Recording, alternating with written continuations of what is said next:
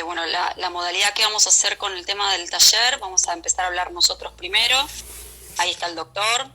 Y veremos un poco cuánta gente hay, 58 nos están viendo ahora.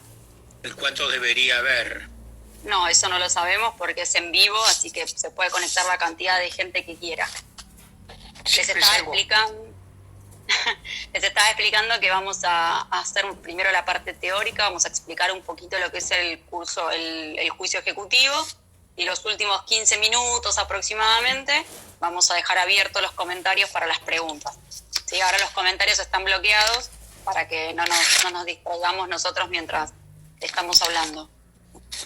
Ya te presenté, le dije que te recibiste en la UBA, que fuiste docente de la UBA, todo.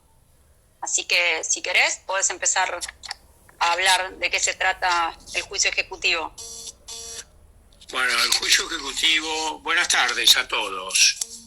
No sé por qué estoy oscuro, yo ya no sé qué hacer, si ponerme un reflector o qué, pero no sé cómo se hace esto, porque se apagó la luz acá. Bueno, fuera de esto, este soy yo, el doctor Ignacio Eduardo Basombrío, 43 años o más de abogado, no vale la pena decir cuántos, simplemente eso, un docente, ni siquiera un profesor. Fui muchos años docente en la Universidad de Buenos Aires, la misma cantidad que ejerzo la profesión. Ingresé a la UBA y, como verán, hasta el día de hoy no me fui.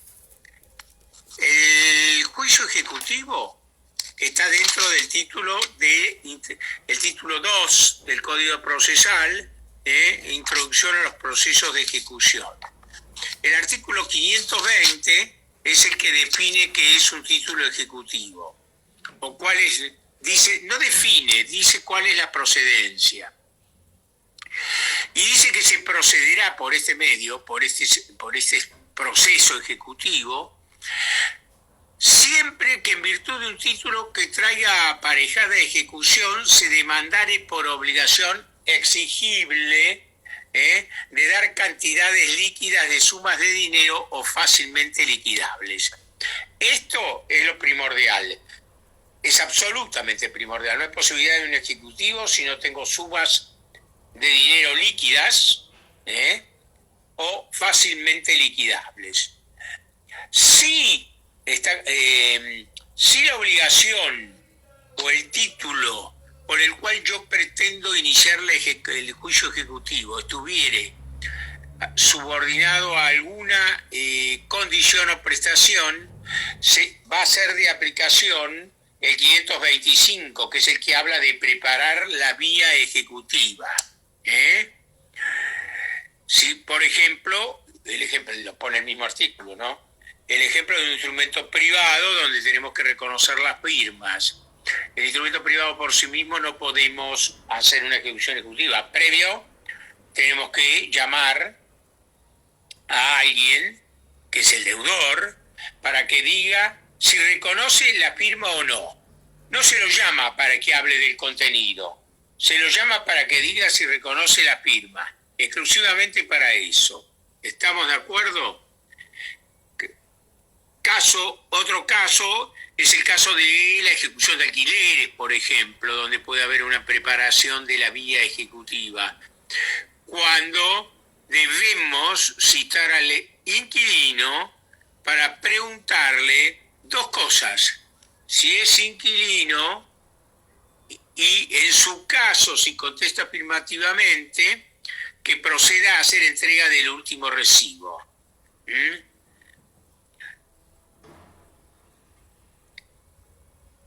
Si la prestación es en moneda extranjera, en dólares, por ejemplo, les aclaro que la única forma de ejecutar en la República Argentina es en moneda nacional. Por eso, razonablemente, si está en dólares, no hay forma de iniciar la demanda si no convertimos al momento del inicio o a la fecha que se pactara esos dólares en moneda nacional. Y con esa conversión, que es el dólar oficial de un banco oficial, al día ese indicado, se inicia la demanda, lo cual no implica que se pueda reajustar a posteriori, si corresponde hacerlo, el día que efectivamente se produzca el pago. ¿Cuáles son las características más grandes de este juicio ejecutivo? Primero que nada, que trae una definición de cuáles son los títulos. ¿Cuáles son los títulos que podemos efectivamente ejecutar? Desde ya hay una larga lista, y que no es taxativa, esto es lo importante, que son los pagarés, las letras de cambio, las certificaciones bancarias de deuda, etcétera. Respecto al tema de las certificaciones bancarias de deuda, certificaciones bancarias de cuenta corriente, vamos a decir que hay una pequeña discusión sobre el tema, y es la siguiente. Los bancos suelen pasar a la cuenta, a las cajas de ahorro, las cuentas, se me está cayendo todo, como se dan cuenta, las cajas de ahorro que quedan impagas o los resúmenes de tarjetas de crédito, los pasan a las cajas de ahorro, los pasan a las cuentas corrientes, con lo cual después se hace una suma impresionante para el ejecutado. Es discutible desde todo punto de vista que esta cuestión se puede hacer, sin perjuicio de lo cual les voy a decir que hay doctrina a favor, doctrina en contra, jurisprudencia a favor y jurisprudencia en contra. Personalmente pienso que es muy fuerte la conversión del resumen de tarjeta de crédito a una cuenta corriente. Esto es muy habitual. No sé si la mayoría de los que sacan tarjetas de crédito tienen siquiera noción de cuál es la consecuencia de las cosas o de esos famosos paquetes o kits que firman, por los cuales a posteriori los van a ejecutar. El juicio ejecutivo tiene una opción que es la de que el actor, quien va a iniciar un juicio ejecutivo, lo puede ordinarizar. Puede optar por el juicio ordinario según ¿Por qué lo hacen a esto? Bueno, uno lo puede hacer por varias circunstancias, porque quiere probar otras cosas, por defectos, no por defectos, por alguna condición incumplida, etcétera. El actor puede pedir que el juicio se convierta en ordinario y le debe correr traslado con este pedido, cuando lo notifica. No se notifica, se pone en conocimiento el juicio ejecutivo a través del sistema del mandamiento, le hace conocer junto con el escrito de inicio y otras cosas esto, y el ejecutado se puede oponer absolutamente a la ordinarización del juicio ejecutivo. Y en este caso que se oponga, es el juez el que debe resolver cuál es el proceso que en definitiva se va a aplicar, si el ejecutivo o el ordinario. Cuando hay deuda parcialmente líquida, se puede proceder ejecutivamente contra la parte que es líquida, salvo que la otra parte, ya lo dijimos, sea fácilmente liquidable. Pero si se trata de otra parte que tiene alguna condición o prestación que debe cumplirse para darle carácter de ejecutivo a este título, se puede ejecutar la parte concretamente que es de suma líquida. ¿Cuáles son los títulos ejecutivos? El instrumento público presentado en forma. No es muy difícil para cualquiera que sea abogado. El instrumento público presentado en forma es el instrumento público firmado o por ante escribano público. Puede haber otro instrumento, que es el instrumento privado con firma judicialmente reconocida por el deudor. Esto es lo más común, no es lo más común, pero es muy fácil. Esto es en realidad parte de la preparación de la vía ejecutiva. Firma que además se pudo haber reconocido en otras circunstancias. No necesariamente en el juicio ejecutivo, por haber habido una causa penal donde se reconoció una deuda, etcétera. Vamos a hacer una aclaración respecto al instrumento público. El instrumento público que tiene la firma certificada, esta debe ser certificada por escribano, y el escribano debe dejar anotar dicha certificación en el protocolo, si no, no tiene valor. ¿Cuáles son los títulos objetivos? El instrumento público, el instrumento privado con firma reconocida, la confesión de deuda líquida y exigible que puede presentarse, haber hecho el deudor ante un juez competente y que sirve esa confesión para hacer ese reconocimiento, más que una confesión, para ser presentado en la ejecución. Las cuentas aprobadas o reconocidas como consecuencia del procedimiento establecido en el 525, volvemos a repetir. El 525 es la preparación de la vía ejecutiva. Toda deuda que ha sido reconocida previo a la ejecución, si es reconocida, lógicamente, es ejecutable por el sistema de juicio ejecutivo. Los demás son los famosos y los que les dije al principio, la letra de cambio, la factura de crédito, la cobranza bancaria de factura de crédito, el vale o el pagaré, el cheque, hablamos del cheque rechazado, el cheque, la constancia de saldo deudor de cuenta corriente bancaria, y después vamos a ver el tema de las cuestiones que hacen a las expensas comunes, que están en un artículo aparte. El crédito por alquileres también es ejecutivo.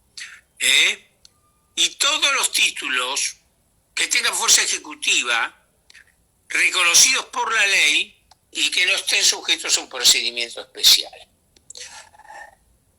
El crédito por expensas comunes tiene una característica, a ver si la resumimos. Para que yo pueda ejecutar el crédito por expensas comunes, tengo que tener un certificado de deuda, exigible, líquido. ¿Quién lo expide? El administrador. ¿Cómo lo debe expedir? De acuerdo a las condiciones que surjan del reglamento de copropiedad del inmueble. Si no hubiera condiciones, se nos hubieran dicho cómo van a expedir los certificados, los hace siempre el administrador, lo firma y es responsable. Tiene que tener, vuelvo a repetir, unas características que son, por ejemplo, la deuda exigible que ya dijimos líquida. ¿Qué plazo le dimos al consorcista para que abone la deuda que tiene? Todo eso debe estar incluido en el certificado de deuda por expensas comunes. Después viene hasta acá una explicación de dijimos la procedencia, dijimos unos detalles sobre cómo y cuáles son los títulos que se ejecutan y vamos a la famosa prepara vía ejecutiva. La prepara vía ejecutiva está en el artículo 525 y dice que se puede pedir pedir previamente la acción ejecutiva de los documentos que sean reconocidos que por sí solo no traigan aparejada ejecución. Ejemplo, ya dijimos el de la firma no reconocida. Es un instrumento privado. Es un instrumento que trae, por sí solo no trae aparejada ejecución, pero si el tipo se presenta, reconoce el deudor que el que debe eso, se convierte en un título ejecutivo. El instrumento que es la confesión de deuda líquida, ya lo habíamos dicho, también va.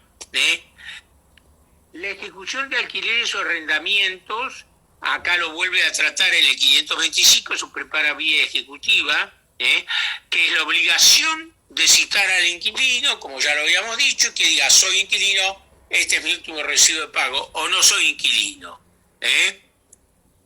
Si no tiene plazo, por una prepara el título no tiene un plazo de pago, quien posee el título tiene derecho a preparar la vía ejecutiva como pidiéndole al juez que fije un plazo. Entonces intervienen las dos partes y el juez en definitiva fija el plazo en que debe pararse, dentro del cual se debe pagar la deuda.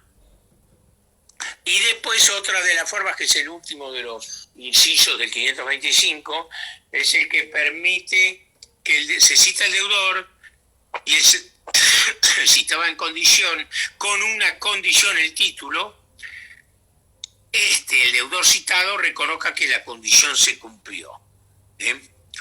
¿Cómo se hace todo esto? Bueno, con lo clásico, la citación al deudor es totalmente obligatoria. ¿Cómo hago la citación al deudor? A través de lo que ya establece el Código Procesal en su artículo 339 y 340, por cédula. Debo notificarlo por cédula, y si el tipo no está tal cual, el deudor, perdón, qué mal estoy hablando como abogado, el deudor no está, le debe dejar el oficial notificador un aviso diciéndole: vuelvo tal día y a tal hora. Sí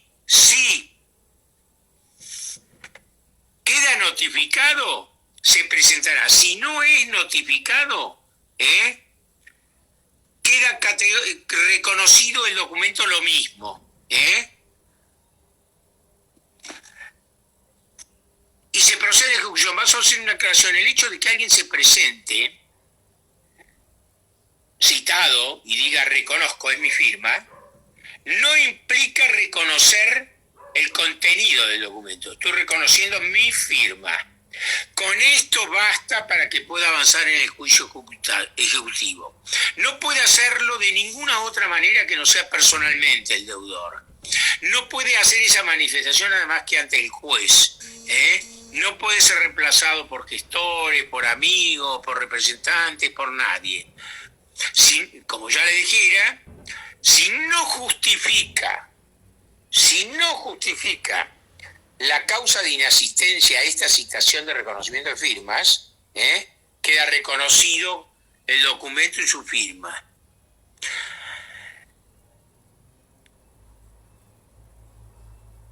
El desconocimiento de la firma,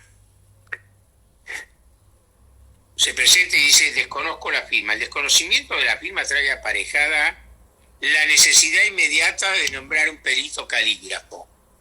Entonces el juez, ante la negativa, designa al perito, se hace la pericia. Si la pericia da que es la firma, el ejecutado va a ser multado con el 30% del valor, con una multa del 30% del valor del reclamo del juicio ejecutivo. ¿Está claro? Si el ejecutado no paga la multa, convengamos, para poder oponer excepciones, el ejecutado tiene que pagar la multa. ¿Está claro? Si no las opone, si no opone excepciones, la multa va a ir al final con la sentencia. Hay algo que es importante: estas medidas, que son medidas preparatorias, caducan a los 15 días. A los 15 días de que fueron notificadas o que quedó firme el auto que las ordena. Si en 15 días no iniciamos la ejecución del juicio ejecutivo, las medidas decaen. Por lo tanto, tendríamos que ver a futuro si todavía estamos en los... Fíjate, estás tapando el micrófono. Ahí. ¿Ahí se escucha? Perfecto. Y no sé dónde tapé, no sé dónde me quedé. Cuando un documento, que alguno ponga ahí en el chat donde me quedé para ver que no escucharon. Lo último que dijiste fue que se caduca a los 15 días si no se inicia el juicio ejecutivo. Si no se inicia la demanda ejecutiva, a los 15 días las medidas precautorias caducan. Y a futuro se verá, si no estamos en los plazos de prescripción, si puede iniciar de nuevo una preparada vía ejecutiva para ejecutar el documento, en definitiva. Hay una firma de documentos que se llama firma por autorización o a ruego. ¿Qué quiere decir? Que yo, deudor, le pido a otro que firme por mí. pero cuando se cita reconocimiento de firma no puede ir el tipo que firmó por ruego mío, tengo que ir yo para decir y reconocer la deuda. Este es el principio del juicio ejecutivo, esto es si pudimos hacer las medidas preparatorias antes, ya puedo iniciar el mandamiento, puedo iniciar el juicio ejecutivo. Juicio ejecutivo que, como dije de entrada, no se notifica por cédula ni habitualmente llamamos notificación al juicio ejecutivo. Decimos que intimamos de pago. Se hace a través de un mandamiento que se llama mandamiento de intimación de pago y oposición de excepciones. Y citación de remate, depende de las ganas que tengan ustedes de poner el título más largo o más corto, pero son de las condiciones obligatorias del mandamiento. Puede este mandamiento tener embargo, ¿está claro? Y entonces también será de embargo. ¿Qué hace? ¿Qué tiene que hacer? El oficial de justicia. El oficial de justicia va a ir con el mandamiento. ¿Cuál es el procedimiento? Si iniciamos una demanda ejecutiva y ya estamos liberando el mandamiento, lo dejamos, lo firma el juez, no lo firmamos los abogados, no es artículo 400, por favor. Tiene que irse hoy, con pandemia, no sé a dónde, pero tampoco sé cómo va a funcionar eso, porque no lo dice la acordada poco. Pero bueno, el tema es que en teoría deberíamos arreglar con el oficial de justicia, que hoy pasé por el edificio, no están trabajando ni los de justicia, ni los notificadores, nadie, está tapiado el edificio ahí en Libertad y Viamonte. Debería arreglar con él el día y la hora en que voy a hacer la medida de embargo. ¿Está claro?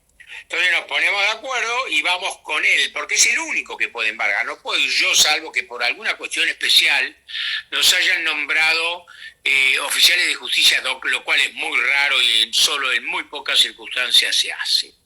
Cuando el oficial de justicia va, acompañado por nosotros que supuestamente somos los expertos en denunciar bienes a embargo, lo cual es una falsedad absoluta, el experto en distinguir los bienes que deben embargarse de acuerdo a la suma reclamada son los oficiales de justicia, que tienen mucho más criterio y conocen mucho más cuando hemos con embargo cubierto la suma que reclamamos, porque el oficial de justicia, ¿qué va a hacer?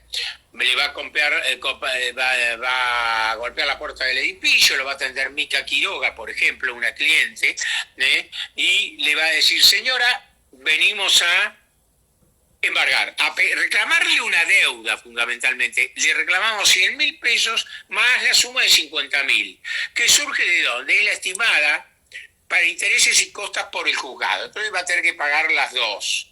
El código cuando dice, lo dice como si el oficial de justicia pudiera cobrar. Está corregido eso ahora. En los códigos anteriores queda como que el oficial de justicia puede cobrar. No lo hacen. Hace muchísimos años, cuando yo era un tipo joven como ustedes que están escuchando, el oficial de justicia podía cobrar. Entonces le pagaban a él y él dejaba constancia en el mandamiento. ¿Qué pasó? Bueno, digamos la verdad.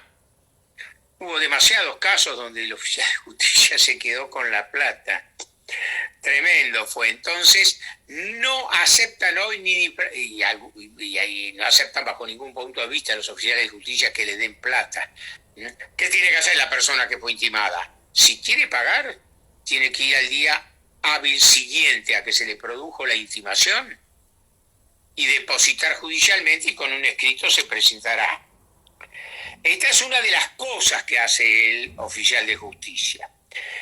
Si embarga, por ejemplo, va a decir embargo esto, embargo aquello, pero teniendo en cuenta que hay dos cosas. Si se trata de establecimientos industriales o de cuestiones del hogar fundamentales para funcionar, las embarga, pero no puede llevárselas ni nada, no puede impedir el funcionamiento del establecimiento industrial, lo cual es relativo porque hay una ley que dice qué es lo que no se puede embargar. Cuando yo voy a una casa y embargo televisores, yo, si se trata de unas personas de determinada edad, no puedo embargar el televisor, salvo que descubra que tienen 4 Smart, entonces embarco 3 y dejo uno para la gente. No puedo embargarle todos los platos porque no van a comer en el piso. No puedo embargarle la cama. Y esto está establecido por ley. ¿Estamos de acuerdo? Si el deudor, el embargo lo va a verificar el oficial de justicia, como dije, va a determinar los bienes. Si el deudor no está, embarga exactamente lo mismo. Y tiene, a partir de ahí, hay 3 días para notificarle nuevamente al deudor que se le embargaron los bienes. Y si están en poder de terceros, también hay que notificarlo al ejecutado que se le embargaron los bienes. Pero no se deja de embargar porque estuvieran en poder de un tercero. ¿Qué condiciones debe cumplir? Y el oficial de justicia tiene que decir, bueno, embargo esto, describir los bienes clarito, con número de series, esto, todo clarito. Y además tiene la obligación de nombrar en ese acto un depositario. El depositario puede ser el mismo ejecutado o el tercero que tenía los bienes. Alguien que está ahí, los bienes no puede ir, y advierto todas las consecuencias penales. Tocar los bienes y sacarlos a los bienes embargados, es no cumplir una manda judicial y es un delito penal llevarse nada más y nada menos que bienes que ya no pertenecen al ejecutado, pertenecen al juzgado, por supuesto. Le dice y lo intima también para decirle, mira, decime si estos bienes, que acá me estoy moviendo un poco porque la silla es incomodísima, los bienes están embargados o tienen algún otro tipo de traba cautelar. ¿Qué obligación tiene de decir? Si la tienen, por orden de qué juez y dónde, y el expediente. Esto lo tiene que hacer tanto el tercero informándole al ejecutado, que lo notificamos nosotros para que lo informe, y que informe todo esto. Además, esto es una parte que es la de los bienes. El depositario en el acta va a figurar como depositario, va a ser responsable, se le hace saber el artículo del Código Penal que infringen, el delito que cometen, etcétera. Si sacan los bienes, los venden, no hacen algo. Otra de las cosas que hace el oficial de justicia a través de esta pieza que es el mandamiento, usted ha sido ejecutado, tiene que sí o sí constituir domicilio dentro del radio del juzgado. Si usted, señor ejecutado, no lo hace, va a quedar con un domicilio de acuerdo al artículo 41, es decir, un domicilio en los estrados del juzgado. Hoy no se utiliza el sistema de pegar cedulitas en las pizarras de los juzgados, pero es muy fácil, es Ministerio Legis. Queda con domicilio que va a ser notificado de esa manera. Otra de las cuestiones que va a hacer el oficial de justicia, es decirle, señor, a partir de hoy, usted tiene 5 días para oponer excepciones.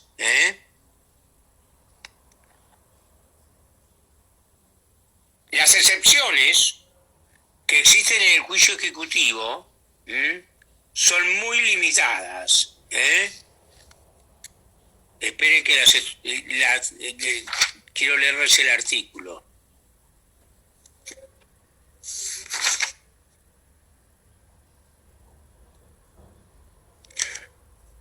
Bueno, se las digo de memoria, más que artículo en artículo. La primera excepción voy a dar las dos más importantes, que son la de falsedad e inhabilidad del título. No es que las dos son una sola, son dos distintas. Con respecto a la falsedad, solo es posible oponer la excepción si hay adulteraciones. Adulteraciones del documento. Y la inhabilidad se refiere a la cuestión extrínseca del documento. Y además, sí, es obligatorio que estas dos excepciones, que son del artículo 544, sean opuestas negando la deuda.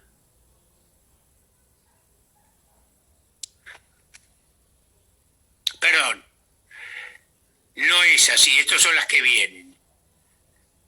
Otra de las excepciones es la incompetencia. Empezó en un juzgado laboral una demanda ejecutiva. Que no haya personería en el ejecutante, en el ejecutado y en el representado. Y en el representante. Si no hay personería en esas personas, no se puede plantear una excepción porque hay falta, o sea, son representantes en caso de falta de capacidad civil. Litipendencia. Hay otro juicio igual tramitando. ¿Cuáles son las deudas, las excepciones que yo puedo plantear y niego y tengo que negar la deuda? La de prescripción, la de pago documentado, total o parcial, desde ya que los documentos que presento para demostrar que hubo pago parcial o total de la deuda tiene que tener el mismo nivel y características del documento que ejecuto, si no, no sirve. ¿Está claro? Tiene que haber compensación. Otra excepción es la compensación de crédito líquido,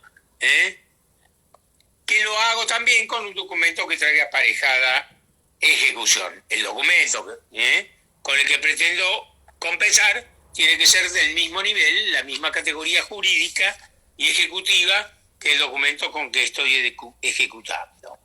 Después son las clásicas las que puedo poner: la quita, la espera, la revisión, la innovación, la transacción, la conciliación o compromiso documentado. Y uno que es elemental es la cosa juzgada.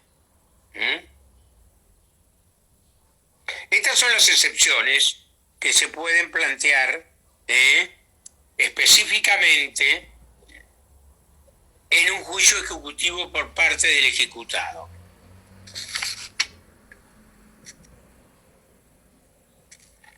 Puede pedir el ejecutado, según las circunstancias, la nulidad de la ejecución. Por ejemplo, si no se hubiera practicado la intimación de pago. Pero, para plantearla, tiene que depositar la suma que le reclama, si no, no puede pedir la nulidad. ¿Está claro?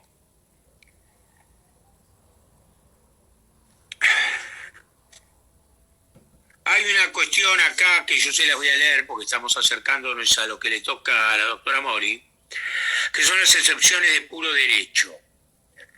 Si las excepciones fueran de puro derecho, o si fundasen exclusivamente en constancias del expediente, o no se hubiera ofrecido prueba, el juez pronunciará sentencia dentro de los 10 días de que se plantearon estas excepciones de derecho.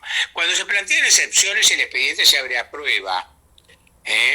Cada parte, o sea, digamos, el ejecutado, que es el que planteó las excepciones, tiene que ofrecer prueba y las tiene que probar. Y esto todo tiene que hacerse en el plazo de 10 días. En la práctica no son 10 días ni por casualidad.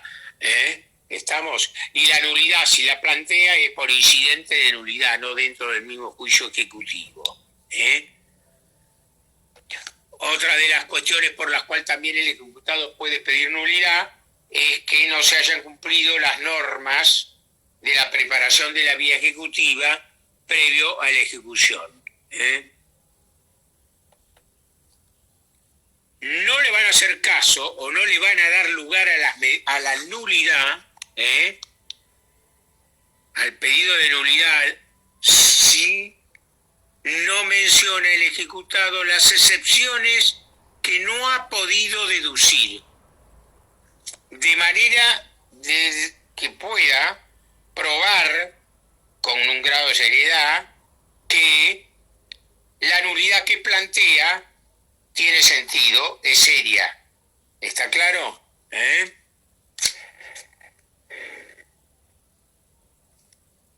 La sentencia de remate, a partir de acá, de toda esta cuestión y plantear las excepciones, que se presente o no el ejecutado, hagamos el hecho de que se presente y pague el primer día hábil siguiente a que fue intimado no implica que no corren intereses. Corren intereses desde que está en mora. Y se dicta sentencia exactamente lo mismo, con costas que son a cargo del ejecutado. Esto es lo que se llama sentencia de remate, que es la famosa, que es un sellito, y muchos de los que están ahí deben haberla visto, que dice: Buenos Aires está tratando, mando llevar adelante la presente ejecución hasta hacerse íntegro pago de la suma reclamada de pesos tanto, pa. Esto es lo que llaman los procesalistas, que es una especie de ruptura. Acá cambia el juicio ejecutivo. Hasta acá hicimos una cosa, a partir de ahora el juicio ejecutivo empieza a caminar seriamente. Ya estamos en el proceso directo de ejecución. Qué difícil es dar estos vivos sin que nadie te pregunte nada, pero bueno. No, ahora en un ratito habilito los comentarios, así hacen las preguntas. No, pero vamos... nos queda algo, Nieves, ahí que tendrías que dar vos previo. Yo acá ¿sí? En esta... a ver... No, lo de la sentencia, lo importante que quería destacar era que cuando el ejecutado plantea excepciones, el código dice específicamente que el juez nunca va a decir, se va a expedir sobre la admisibilidad o no admisibilidad. Perfecto, así es. ¿Sí? O las declara que no corresponden porque las interpreta como dilatorias o porque las constancias ya están en el expediente, o le corre traslado al ejecutante para que ofrezca la prueba que estime en base a la excepción planteada por el ejecutado. Pero nunca va a decir inadmisible o admisible, ¿sí? No, además sí. En ese caso, con prueba y todo, se resolverán luego. Exacto. Y una vez que resuelve, sea que la sustancia o no sustancia la excepción, ahí va a dictar la sentencia de trance y remate, que así me la enseñaron a mí. Sí, era sentencia de trance y remate. En realidad la explicación que me daban a mí cuando era joven y estudiaba en la facultad era que se llama de trance y remate por dos cosas. Trance, porque ya en esa etapa el ejecutivo entra en un trance, cambia, es lo que yo les dije antes. No sé en qué tipo de trance entra, porque brujas no hay, pero entra en tránsito. Y remate, porque paso a la etapa del remate, sin discusión alguna. Quiero aclarar algo. Yo hablé de cómo embargan con mandamientos de intimación de pago. Pero ustedes pueden librar mandamientos de intimación de pago, citación de remate, que siempre es obligatorio, y oposición de excepciones sin embargo, porque el embargo lo hacemos cuando tratamos de cosas muebles. Pero podemos pedir, cuando iniciamos la demanda, acompañando un certificado de dominio nuevo, no de hace 20 años, donde conste que el ejecutado tiene un bien. ¿Está claro? Y entonces pido el embargo de ese bien. El juez lo ordena, más allá del mandamiento de intimación de pago. ¿Está claro? Se hace el embargo. Por supuesto que el trámite de tramitación, ay por Dios, cómo me confundo, la obligación de la intimación, del mandamiento de intimación de pago, es imposible de soslayar. Cuando no hay bienes, pasó el trámite de embargo, no hay bienes, el trámite de intimación de pago, vamos a llamarlo así, porque esa es la etapa de intimación de pago realmente, ese es el nombre justo. No hay bienes, también podemos pedir la inhibición general del ejecutado, pero tenemos que decir que no sabemos y estar acreditado que no hay bienes, no se pide la inhibición general en ningún tipo de proceso si previamente no hay una declaración certera de que no conocemos bienes de la otra parte. ¿Estamos?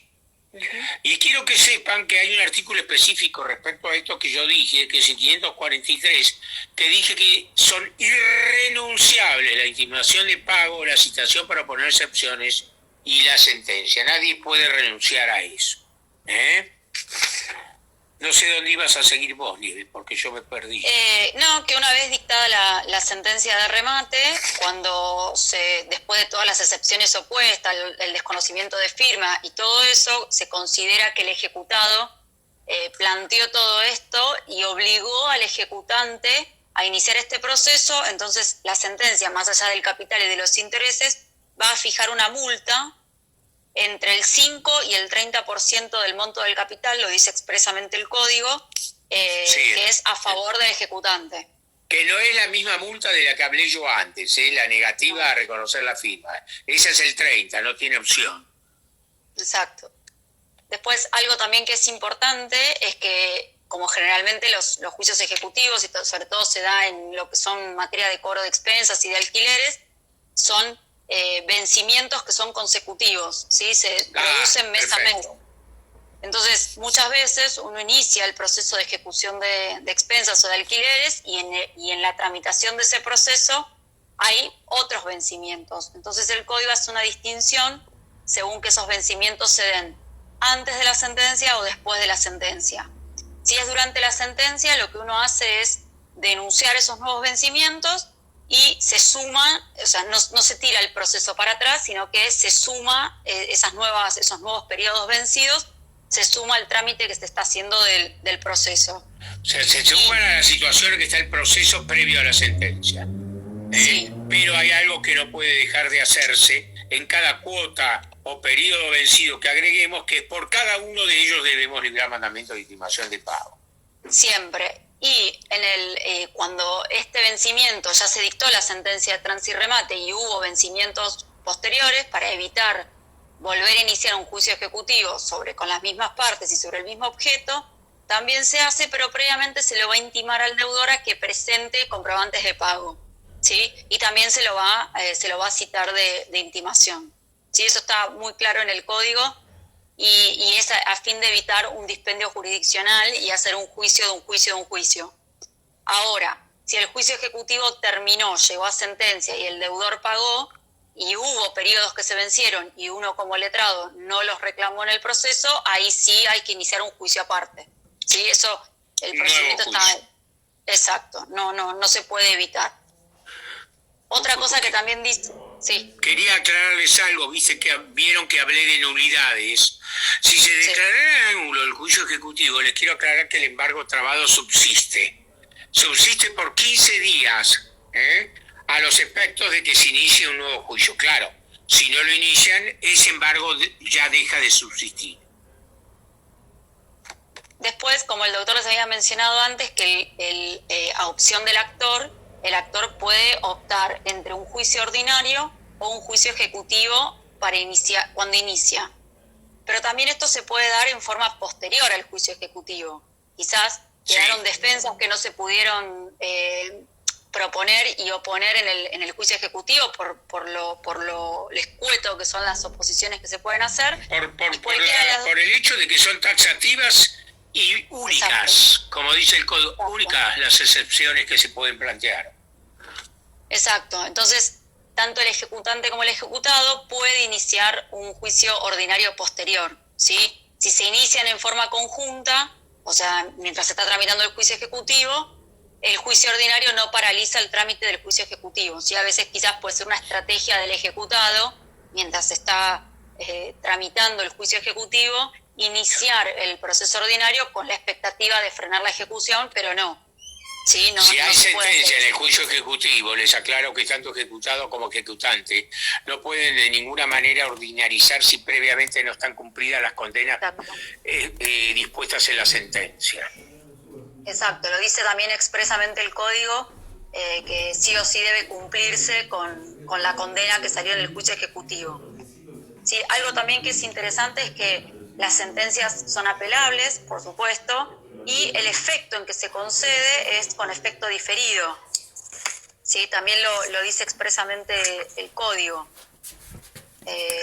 Y da específicamente qué es lo que se puede ejecutar, qué se puede apelar, perdón.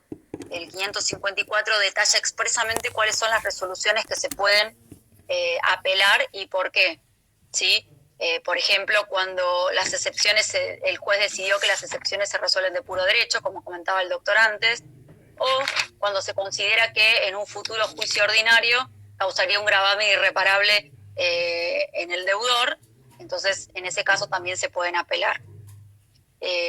Cuando el ejecutante es el que apela porque salió mal su sentencia de ejecución, puede dar fianza, ¿sí? O sea, al momento de apelar tiene que dar una fianza por los daños que implica esa apelación en el deudor, ¿sí? El monto y el tipo de fianza que tiene que ofrecer la va a determinar el juzgado. El juez es el que determina qué tipo de fianza y cuánto es el monto, ¿sí? Y sin eso no se puede avanzar. Sí. Voy a habilitar los comentarios. Seguí. No, solo una cosa, la fianza se cae a los 15 días. También nuevamente si no se inició el juicio correspondiente. El ejecutado no promueve el juicio dentro de los 15 días de haber sido otorgada la fianza, se cae la fianza. Y si habiéndola deducido dentro de ese plazo, la tendencia fuera confirmada por cámara, se supone. A ver, habilitar los comentarios, no sé dónde se leen. Ah, acá aparecen, sí. Ahí habilité. No sé si alguien tiene alguna pregunta, es el momento para hacer. Ahí está saludando Belén Bracamonte. Bueno, a medida que quieran hacer, ahí está Mica Quiroga. Saludamos así porque los conocemos, no porque... otra cosa que es importante también es el tema de las costas, ¿sí? Las costas siempre van a ser a la vencida, se aplica el principio de derrota del artículo 68 del Código, que generalmente el vencido uno piensa que es el ejecutado, pero también hay que tener en cuenta que en lo que resultó vencido el ejecutante, también va a ser vencido en costas, ¿sí? Si apeló una resolución o lo que sea que le haya salido en contra, va a tener que responder, sí. Hay una pregunta interesante de Sofía. Sí. Vamos a decirle Sofía Amarilla, debe ser. Buenas tardes. Sí. Si un juicio de expensas se inició contra una persona fallecida, ¿es nulo?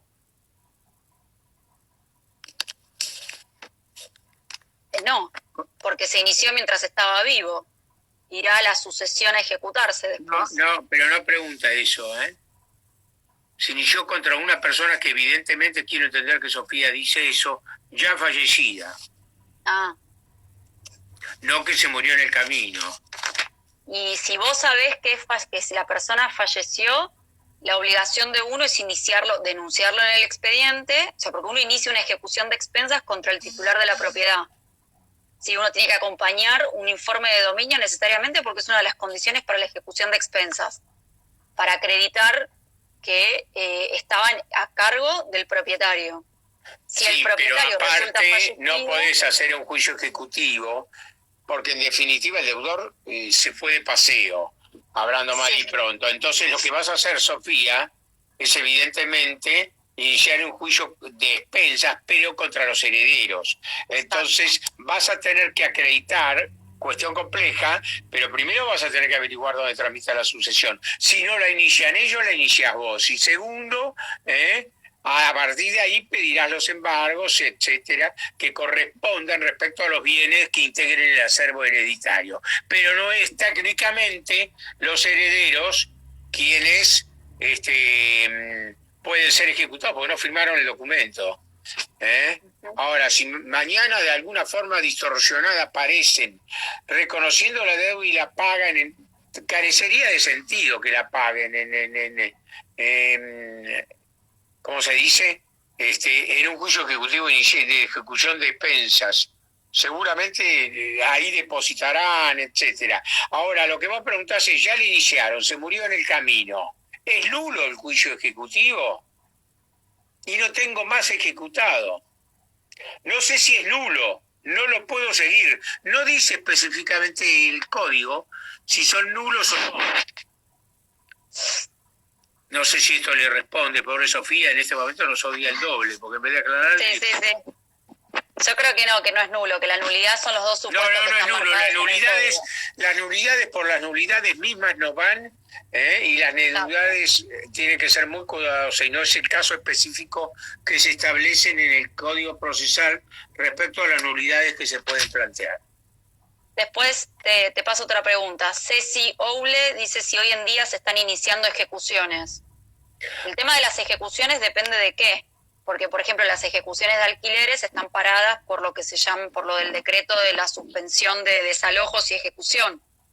Vos las podés iniciar, pero no podés ejecutar, valga la redundancia, la sentencia.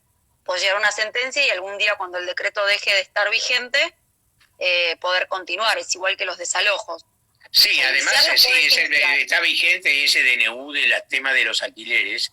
Y estamos en agosto, que yo creo que impedía hasta septiembre aumentos, renovaciones impulsivas y ejecuciones.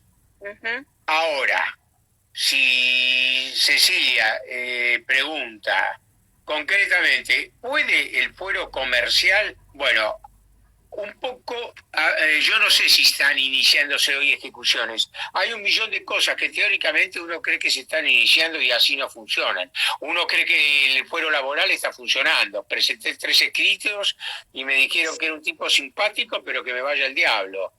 Y no eran absurdos. Uno decía, quiero la audiencia del 380, por videollamada, como lo establece la acordada 27, 30 y 31, ni pelota.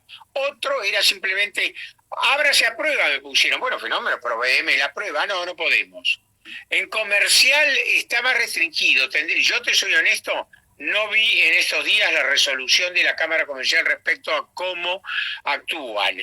Patrimonial civil está actuando mejor, qué sé yo, te obliga a ir. Yo, por ejemplo, necesito en una sucesión un oficio de registro civil urgente para escribir una defunción de emisiones en el registro civil de capital. Me dijeron, doctor, usted es un encanto, mande el oficio, se lo confrontamos, se lo firmaron y después le damos un turno. Venga y pase con mascarilla, alcohol en gel y barbijo y le damos el oficio desde lejos. Ahora, no lo conozco. Sinceramente, Cecilia, te pido. Perdón, no sé si están iniciando. Después te manda saludos Pablito Gianoli. Sí. Después Daiga Kusei pregunta... Sí, para que... esa, no me sale el nombre, me hice un lío. Daiga Kusei. Diego. Diego 81, en definitiva. ¿La ejecución de sentencia es proceso aparte? Sí. Es un proceso de ejecución de sentencia. Exacto. Después está Daniela Villafuerte, que dice, cuando uno de los deudores fallece y aún no está abierta la sucesión, ¿debo volver a intimar por CD a los herederos o puedo iniciar el ejecutivo directamente? Mira, Daniela, no es que está establecido que para cobrar, no sé qué puso, los deudores fallece... hay algo que es un trámite muy normal. No estás... Cuando alguien tiene un documento, yo iniciaría el juicio ejecutivo lo mismo. Esto es una opinión de cómo hago yo las cosas, que no quiere decir que los genios del derecho lo hagan. Yo soy un tipo normal que me tocó hablarle de ejecución ejecutiva y otras veces hablo de otras cosas. Yo intimaría, señores herederos, el causante me debe. No me das bolilla, yo te abrí la sucesión. No abrís la sucesión, abro la sucesión yo. Siguiendo el juicio ejecutivo, sí que el juzgado tiene ganas de que yo lo siga contra ese señor fallecido. Porque como en definitiva la sucesión es un juicio universal, te lo va a traer.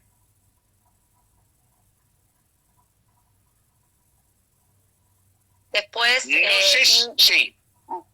India Sartori, que le mandamos un saludo obviamente, quería preguntar si tenemos conocimiento de un bien registrable. Quiero entender qué pregunta sobre el embargo. Podés embargar bienes registrables, bienes muebles registrables, siempre por oficio y a los registros pertinentes. Después, Yacacay, alguna particularidad... O sea, tenés que denunciar el bien. El tipo tiene una lancha, tiene un auto. Ya no hablamos de inmuebles, hablamos de bienes registrables que no son inmuebles. Por supuesto, tenés que acreditar la existencia. Después, Yacacay dice alguna particularidad respecto a ejecuciones fiscales. Las odio. Pero fuera de eso, las ejecuciones fiscales son en parte parecidas a los juicios ejecutivos con particularidades complejas, tales como no abriste la boca, debías, nunca te enteraste, te embargaron, te llama un mandatario. Tienen un auto parecido, acompañadas el certificado de deuda, esto es fundamental en las ejecuciones fiscales. Y después de eso te embargan, no te preguntan nada, te embargan la caja de ahorro, te embargan todo. Y además se rigen por el Código Fiscal, ¿no? Eso también. Se rigen sí, no, pero aparte tramitan en contencioso administrativo. Pero fuera de eso, en contencioso administrativo las nacionales, en gobierno de la ciudad amiga, ¿cómo se llama el hombre este? Larreta. En la justicia de Larreta es en contencioso administrativo, penal, tiene todo. Tramitan ahí.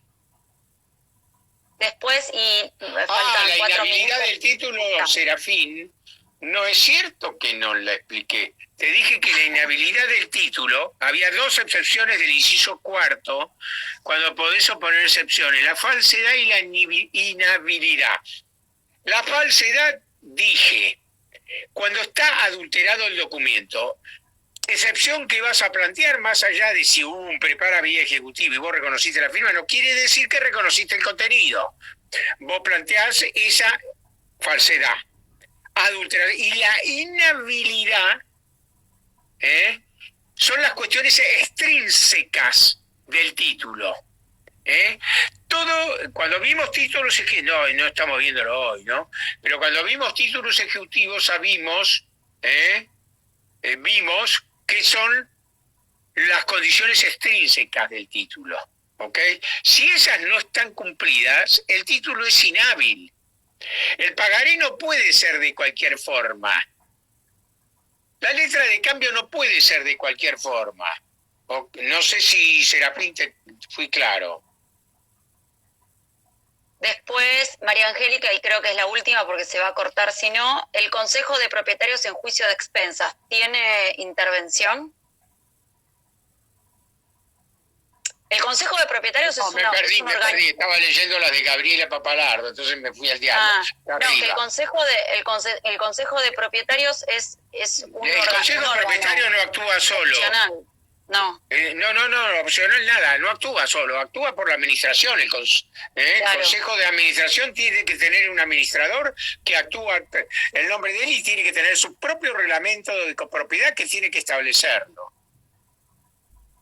Las excepciones de traslados, ¿qué dice? Sus traslados son por cédula. No, sí. Porque Sofía Amarilla, sí, ya fallecida. Me contestó lo que le pregunté antes. Sí. Estudio Negri, buenas tardes. Consulta en ejecuciones en moneda extranjera. Dice que la ejecución podrá realizarse en moneda de curso legal. Ese tipo no me habilita a ejecutar en dólares. No, no es moneda de curso legal los dólares. No te habilita a ejecutar en dólares. No, siempre no hay forma de ejecutar si no es en moneda nacional. Así hayamos emitido lo que hayamos emitido y nuestro papel, si es una payasada, es en moneda nacional. Convertida, como te dije, de 2 maneras. Al momento de iniciar la demanda o en la fecha que acordaron entre partes convertirlo, sin perjuicio de los intereses que esto genere. Mirá que se va a cortar, así que pongo finalizar y ya estaríamos dando por finalizado el taller. Si no, no va a quedar registrado para los que lo quieran repetir o ver que no pudieron estar.